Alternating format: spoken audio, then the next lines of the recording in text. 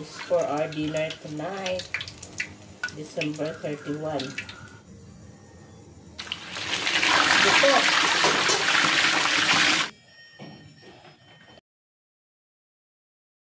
Hi guys, tata ngayon para sa medianoche at saka whole fried native chicken.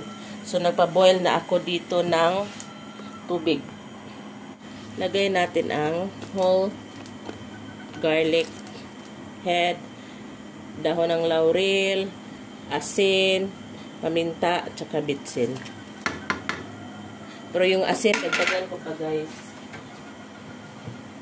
Para manuot-suot talaga yung alat niya. Then, ilalagay na natin ang paa ng baboy. Ito, request ni Harold, crispy pata daw yung sa kanya. But for Mr.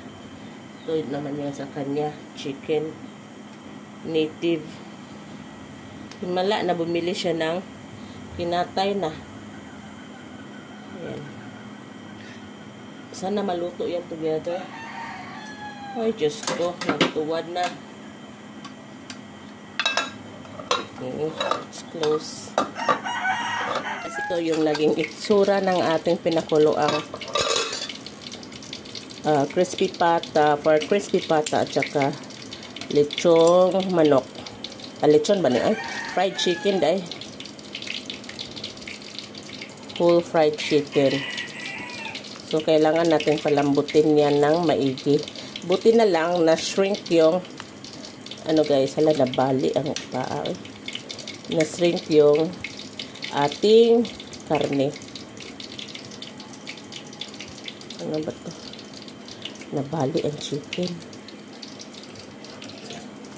Kunin natin yung liig para liig naman ang pangibaba. Ay, ganyan. Yan. Siguro ang sarap ng sabaw nito guys, no? Ito guys. Yung chicken pala is hinango ko na. Nakalimutan ko palang gilitan to guys. Oy. Nakalimutan ko talaga. So, kailangan pa natin tong palambuting mabuti. Although malambot na pero kailangan pa mga another 30 minutes or 1 hour.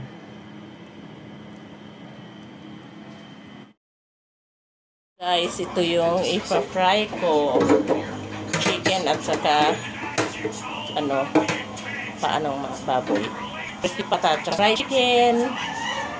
Napapainit na ako ng mantika. So maraming mantika ang ginamit ko. Okay.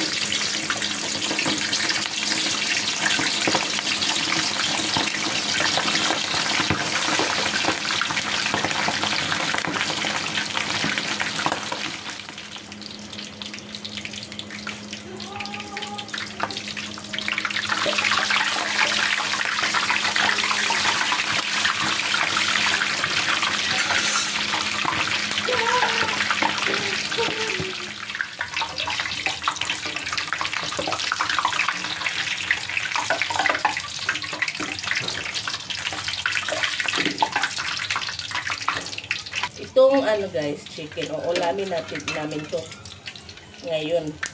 Hindi na paabutin ng bagong taon dahil di daw maganda pag manok yung handa sa bagong taon. So, this is for our dinner tonight, December 31. Oops. Ito.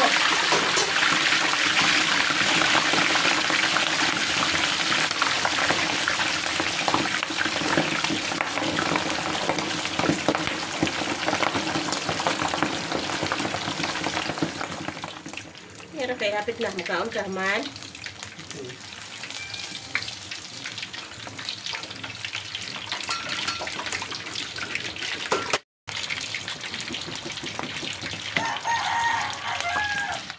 Yung ating pang medianoche.